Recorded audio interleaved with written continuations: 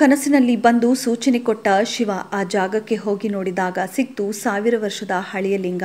ಹೌದು, ಕನಸು ಎಲ್ಲರಿಗೂ ಬೀಳುತ್ತೆ. ಆದರೆ ಕನಸಿನಲ್ಲಿ ನಿಮಗೆ ಏನ್ ಕಾಣಿಸುತ್ತೆ ಅನ್ನೋದು ಮುಖ್ಯವಾಗುತ್ತೆ. ಎಲ್ಲರಿಗೂ ಒಂದೇ ರೀತಿಯ ಕನಸುಗಳು ಬೀಳೋದಿಲ್ಲ. ಪ್ರತಿಯೊಬ್ಬರಿಗೂ ವಿಚಿತ್ರ ಕನಸುಗಳು ಬೀಳುತ್ತವೆ. ಕೆಲವರು ಕನಸಿನಲ್ಲಿ ದೇವರನ್ನ ಕಂಡೆ ಅಂತ ಹೇಳಿರೋದನ್ನ ನೀವು ಕೇಳಿದ್ದೀರಾ. ಆದರೆ ಇಲ್ಲಿ 1000 ವರ್ಷದ ಹಳೆಯ ಶಿವಲಿಂಗ ಪತ್ತೆಯಾಗೋದಕ್ಕೆ ಸಹಾಯ ಮಾಡಿದ್ದು ಮಾತ್ರ ಆ ಒಂದು ಕನಸು. ಏನಪ್ಪಾ ಅದು ಅಂತೀರಾ? ಹೇಳ್ತೀವಿ ಕೇಳಿ. ವಿಗ್ರಹ ಪತ್ತೆಯಾಗಿದ್ದು ಕನಸಿನಿಂದ. ಹೌದು, ತಮಿಳುನಾಡಿನಲ್ಲಿ 1000 ವರ್ಷಗಳಷ್ಟು ಹಳೆಯದಾದ ಶಿವಲಿಂಗ ಪತ್ತೆಯಾಗಿದೆ. ಅಕ್ಟೋಬರ್ 30, 2022ರಂದು ಈ ಶಿವಲಿಂಗ ಪತ್ತೆ ಆಗಿತ್ತು. ಈ ಲಿಂಗ ಹೇಗೆ ಸಿಕ್ತು ಅನ್ನೋದೇ ರೋಚಕ ಕತೆ. ಕುಡಕನಾರು ಮತ್ತು ಅಮರಾವತಿ ನದಿಗಳ ಸಂಗಮದ ಬಳಿ ಇರುವ ಕೃಷಿ ಭೂಮಿಯಿಂದ ಶಿವಲಿಂಗ ಪತ್ತೆ ಆಗಿತ್ತು.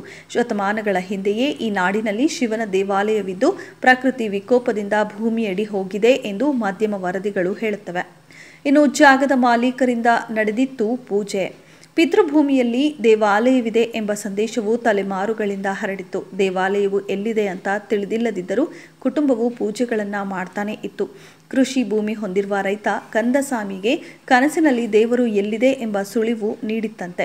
ಇನ್ನು ಶಿವಲಿಂಗದ ಜೊತೆ ನಂದಿ ಮೂರ್ತಿಯೂ ಕೂಡ ಪತ್ತೆ ಆಗಿತ್ತು.